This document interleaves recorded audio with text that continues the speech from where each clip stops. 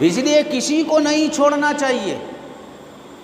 یوم عاشورہ کا روزہ یہ منگل کو آ رہا ہے، کسی کو نہیں چھوڑنا چاہیے۔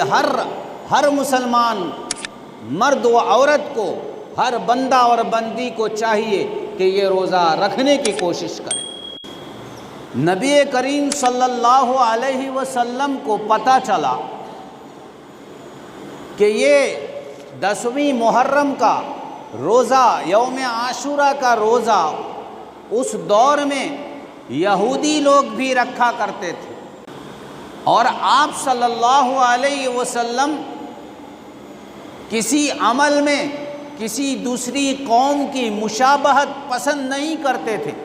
کہ مسلمانوں کا عمل کسی دوسری قوم کے عمل کے ساتھ مشابہ ہو جائے۔ اس لیے نبی کریم صلی اللہ علیہ وسلم نے فیصلہ کیا، یہ طے کیا، اور صحابہ کرام سے کہا جب آپ صلی اللہ علیہ وسلم کو پتہ چلا کہ یہ یوم عاشورہ کا روزہ یعنی 10واں محرم کا روزہ یہودی لوگ بھی رکھا کرتے ہیں، آپ نے صحابہ کرام سے کہا کہ اگر اللہ نے ہمیں حیات میں رکھا، میں زندہ رہا دنیا میں، تو میں آئندہ سال ایک روزہ یوم عاشورہ کا نہیں رکھوں گا، کیونکہ یہود لوگ ایک روزہ رکھتے ہیں، ہم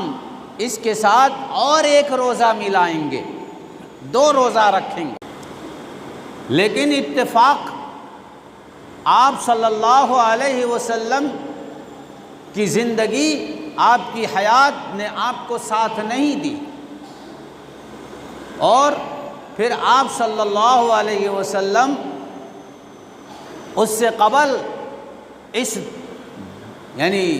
دار فانی سے رحلت کر گئے، کوچ کر گئے۔ لیکن اس حدیث کے بنا پر محدثین کرام کا کہنا ہے کہ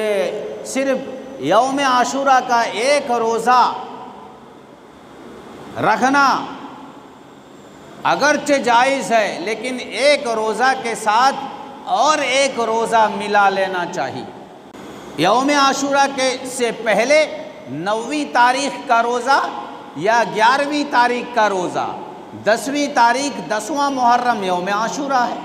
چاہے بعد میں ایک دن ملا لو یا پہلے ایک دن ملا لو،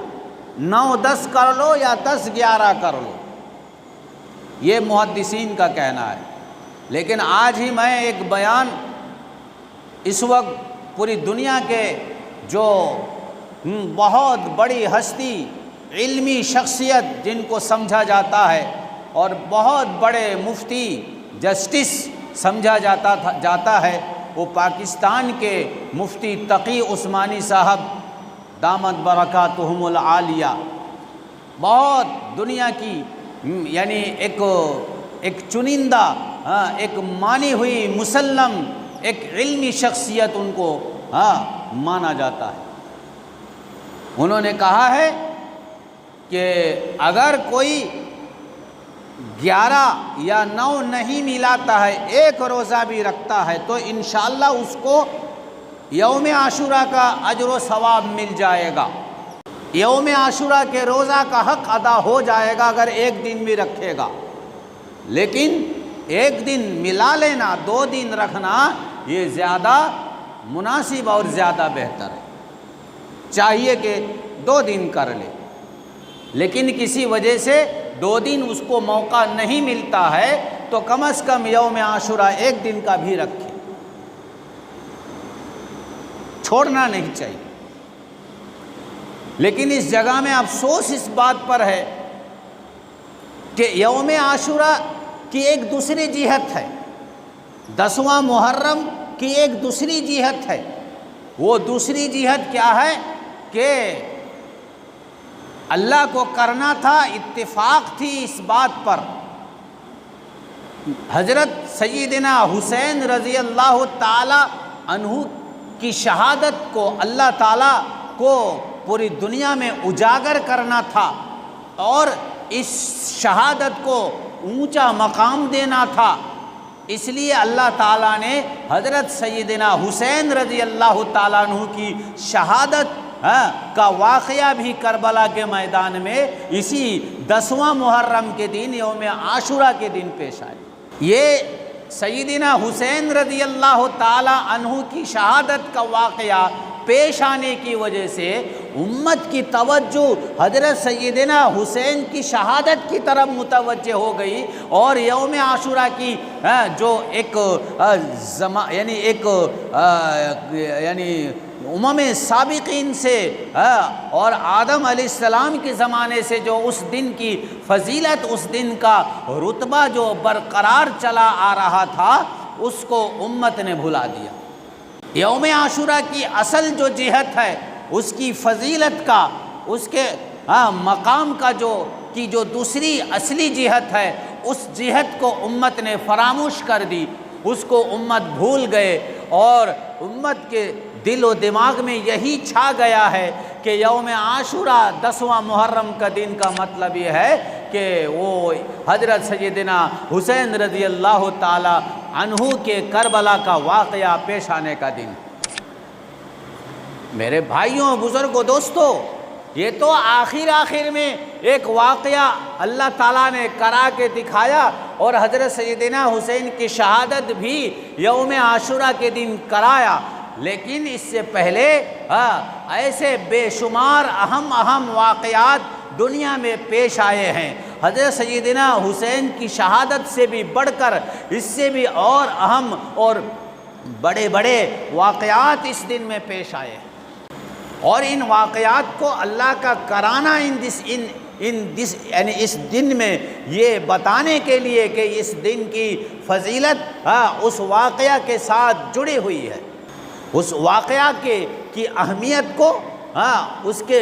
بڑاپے کو بتانا ہے، اور اس دین کی اہمیت اور اس دین کی فضیلت کو بتانا ہے۔ اس لیے اللہ تعالیٰ نے کچھ اہم ایسے ہر زمانے میں ایسے بڑے واقعات اس یوم عاشورہ کے دن اللہ نے کر کے دکھایا۔ علماء کرام نے اس کی بڑی فہرست لکھی ہے، کیا کیا واقعہ پیش آیا تھا، بے شمار واقعہ پیش آیا تھا۔ کہتے ہیں کہ حضرت نوح علیہ السلام کی جو کشتی، طوفان چالو ہوا اور کشتی جو پانی میں بہا، پھر کشتی جب کنارے پر زمین خشک ہونے کے بعد زمین پر آ کر ٹھہری، میرے بھائیوں، بزرگوں، دوستوں، کہہ رہے ہیں کہ یہ عظیم واقعہ یہ یوم عاشورہ کے دن پیش آیا تھا، 10واں محرم کے دن پیش آیا۔ فرعون کا لشکر سمندر میں ڈوب کر غرق ہو گیا، تباہ ہو گیا، اور حضرت موسیٰ علیہ السلام اور موسیٰ علیہ السلام کی قوم بنی اسرائیل کو اللہ نے جو نجات دی تھی، یہ جو واقعہ پیش آیا تھا سمندر میں غرق ہونے کا، یہ بھی وہی 10واں محرم کے دن، یوم عاشورہ کے دن۔ ایسے 50 واقعات پیش آئے ہیں یوم عاشورہ کے دن، جو اسلام کی اور امم سابقین کی جو تاریخیں ہیں، اور جن تاریخوں کو فراموش نہیں کی جا سکتی ہے، اور وہ تاریخیں مرتب ہو کر ہیں، اور میرے بھائیوں، بزرگوں، دوستوں، وہ تاریخیں آج بھی کتابوں میں موجود ہیں، اور امت اس کو یاد کرتی ہیں کہ اس دن کے اندر یہ سب واقعات پیش آئے ہیں۔ لیکن وہ سب چھوڑ کر، اس دن کی قدر اور فضیلت، اس دن کی مرتبت کو چھوڑ کر امت ایک رسم و رواج میں اور ایک واہی اور تباہی کے کام میں مبتلا ہو گئی ہے۔ اور وہ کیا کہ حضرت سیدنا حسین رضی اللہ تعالی عنہ کی شہادت کو منانے کے لیے، حضرت سیدنا حسین رضی اللہ تعالی عنہ کی شہادت پر سوگ منانے کے کا بہانہ بنا کر، میرے بھائیوں، بزرگوں، دوستوں، تماشا بینی میں اور تماشا کرنے میں یہ امت مبتلا ہو گئی ہے۔ اور پھر امت کا ایک بہت بڑا طبقہ، جو ان میں سے کچھ جو جان بوجھ کر یہ کرتے ہیں، اور کچھ ہیں کہ جو انجانے میں ایک رسم و رواج کی طور پر اپنی ناعلمی کی وجہ سے اس فتنے میں مبتلا ہو جاتے ہیں۔ جہاں محرم کا مہینہ چالو ہوا تو میرے بھائیوں، بزرگوں، دوستوں، مسلمانوں میں ڈھولک بجنا شروع ہو جاتا ہے، گاجے باجے شروع ہو جاتا ہے، کھانا پینا شروع ہو جاتا ہے، اور اسی طرح سے چندے کرنا، پیسہ اصول کرنا، موج مستی کرنا چالو ہو جاتا ہے، اور ہزاروں رسم خود ساختہ اپنے بنائے ہوئے رسم و رواج میں مبتلا ہو جاتے ہیں، اور عجیب عجیب رسم و رواج ہے، غیروں کی طرح رسم و رواج مناتے ہیں۔ میرے بھائیوں، بزرگوں، دوستوں، پھر 10واں محرم آتا ہے تو حضرت سیدنا حسین کے نام پر تعزیہ داری کرتے ہیں، تعزیہ بناتے ہیں، اور اس پر چادر چڑھایا جاتا ہے، اور پھر خام خواہ کا رویا دھویا جاتا ہے، سینہ کوبی کی جاتی ہے، تعزیہ داری کی جاتی ہے، اور ناچ گان ہوتے ہیں، اور کھیل تماشا چالو ہو جاتا ہے، اور موج مستی کر کے اس دن کو میرے بھائیوں، بزرگوں، دوستوں، اس طرح سے ایک خرافات میں اور ایک گناہ کے کام میں اس طرح سے گزار دیتے ہیں۔ اور عجیب ہے کچھ لوگوں کا کی سوچ، کچھ لوگوں کا خیال، کچھ لوگوں کا نظریہ کہ وہ اس کو نیک عمل سمجھتے ہیں، اس کو نیکی کا کام سمجھتے ہیں، اس کو دین سمجھتے ہیں، حالانکہ میرے بھائیوں، بزرگوں، دوستوں، یہ سراسر خرافات ہے، واہیات ہے، یہ سراسر بدعتیں ہیں، یہ سراسر شرک اور کفر پر مشتمل یہ سارا عمل ہے۔ اور پہلا محرم سے لے کر 10واں محرم تک جو کام کیا جاتا ہے، ان کاموں میں سے ایک کام کا بھی ثبوت کوئی حدیث اور قرآن سے نہیں ملتا ہے، شریعت سے اس کا کوئی ثبوت نہیں ملتا ہے، یہ محض ایک من گھڑت ہے، ایک خود ساختہ ہے، یہ اپنے بنائے ہوئے ہیں، دوسروں کے طور اور طریقے پر، دوسروں کے طرز پر، غیروں کے طریقے پر، میرے بھائیوں، بزرگوں، دوستوں، بت پرستوں کے، ہندوؤں کے طور اور طریقے پر یہ سارا رسم و رواج ادا کیا جاتا ہے۔ ظاہر سی بات ہے کہ واقعتاً اگر آپ حسین کے شیدائی ہیں، اگر حسین کو چاہنے والے ہیں، حسین کو ماننے والے ہیں، اگر حسین رضی اللہ تعالی عنہ کی اگر ادنا سی بھی محبت کہیں آپ کے دل میں ہے چھپ کر، تو میرے بھائیوں، بزرگوں، دوستوں، یہ جو آپ جو محبت کا ثبوت دیتے ہیں، جو آپ محبت کا اظہار کرتے ہیں، میرے بھائیوں، بزرگوں، دوستوں، یہ آپ اپنے سینے پر اپنا سینہ کو بھی کرتے ہیں، اپنے سینے پر آپ چاقو چلاتے ہیں، بلیڈ مارتے ہیں، یہ آپ اپنے سینے کو نہیں پھاڑ رہے ہیں، آپ تو سیدنا حسین رضی اللہ تعالیٰ عنہ کے سینے پر چاقو چلا رہے ہیں۔ کیسی بے حیائی اور بے غیرتی کی بات ہے کہ جہاں محرم کا مہینہ چالو ہوتا ہے، تم حضرت سیدنا حسین کے نام کو بدنام کرنے کے لیے پرچم اڑاتے ہو، اور تعزیہ داری کے نام پر تم فلاگ ہوسٹنگ کر کے بلند اونچا کر کے چندے وصول کرنا شروع کر دیتے ہو، اور سیدنا حسین کے نام پر تم غیروں سے، اسلام دشمنوں سے، کافروں سے، مشرکوں سے، راہگیروں سے تم چندہ وصول کرتے ہو، وہ بھی زبردستی تم چندہ وصول کرتے ہو، اور ان چندوں کے پیسوں سے تم شراب پیتے ہو، ناجائز کام کرتے ہو، اور تم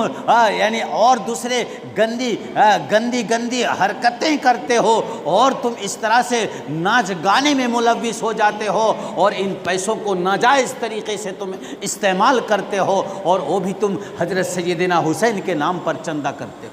تمہیں شرم نہیں آتی ہے؟ کیسی بے حیائی کی بات ہے۔ ابھی میں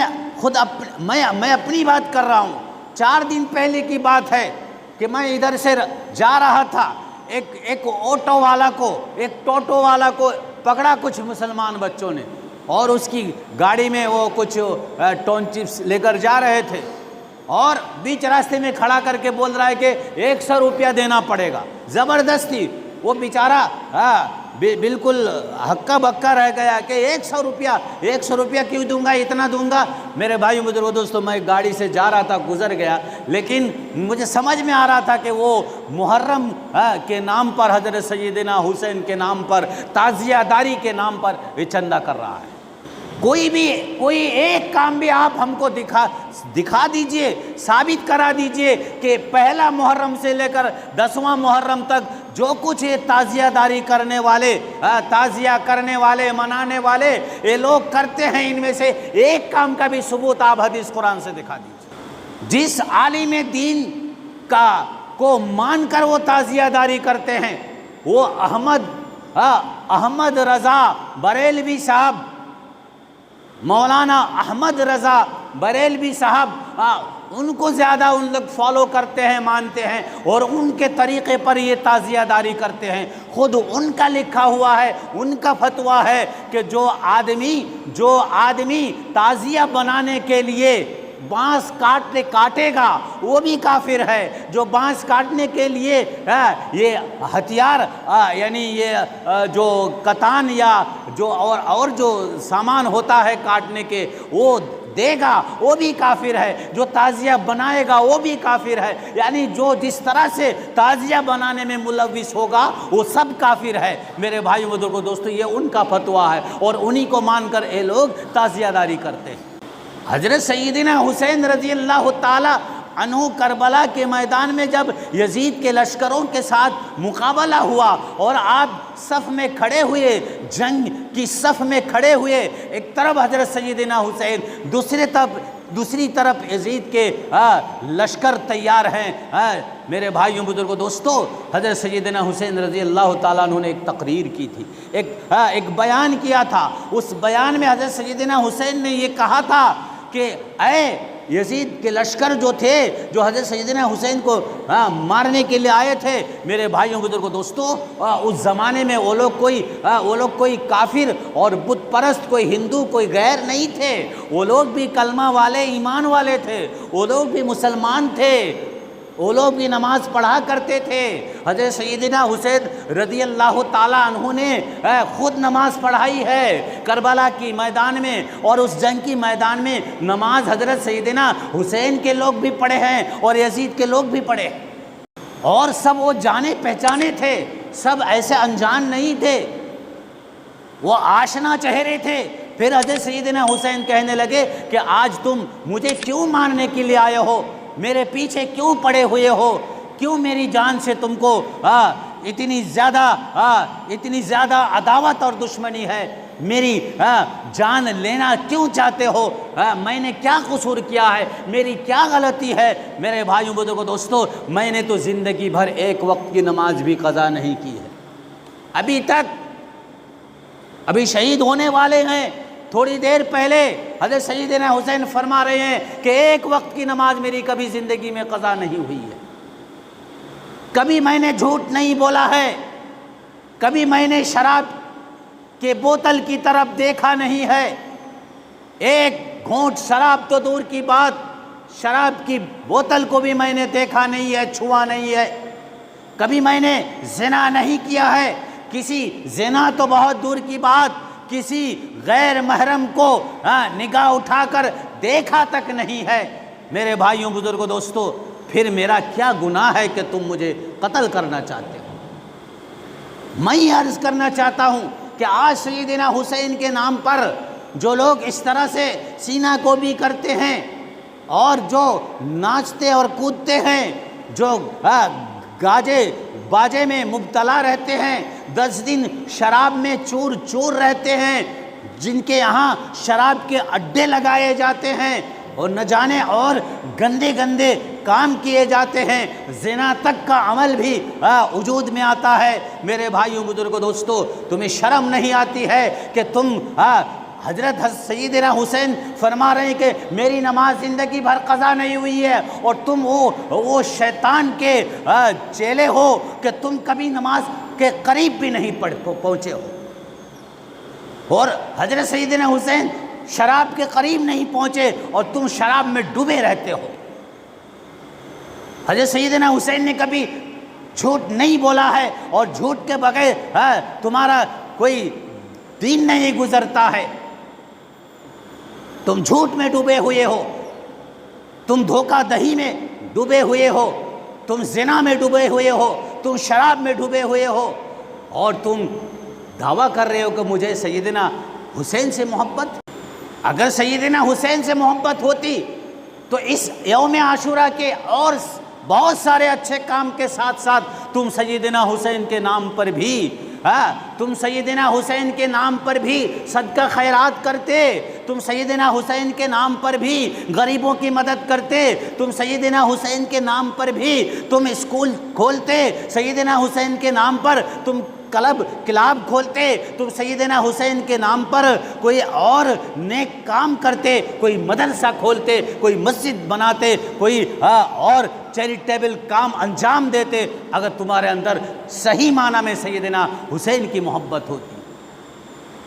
تم سیدنا حسین کا مشن کو اگر آگے لے کر بڑھتے، میرے بھائیوں بزرگوں دوستو، اور تمہارا یہ عالم ہے اور تم اوپر سے دعویٰ کرتے ہو کہ مجھے سیدنا حسین سے بڑی محبت ہے، ہم اس کے عشاق ہیں، ہم دیوانے ہیں، ہم ان کے نام پر مر مٹ جائیں گے۔ میرے بھائیوں بزرگوں دوستو، یہ ایک ڈھکوسلا ہے، ایک یعنی بے مطلب ایک دعویٰ ہے، ایک بیکار کی بات ہے، ایک جھوٹ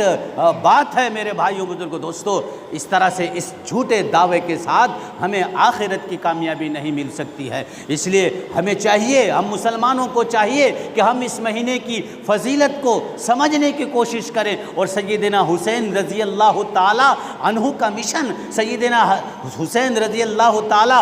عنہ کی قربانی کو ہم سمجھنے کی کوشش کریں، ان کی حق گوئی کو ہم سمجھنے کی کوشش کریں کہ آج سیدنا حسین کو کیا ضرورت پڑی تھی اپنی آل اولاد کے ساتھ، اپنے خاندان کے ساتھ اس طرح سے ویران ہو جانے کی اور شہید ہو جانے کی، اپنی اولاد کو برباد کر دینے کی، اپنے خاندان کو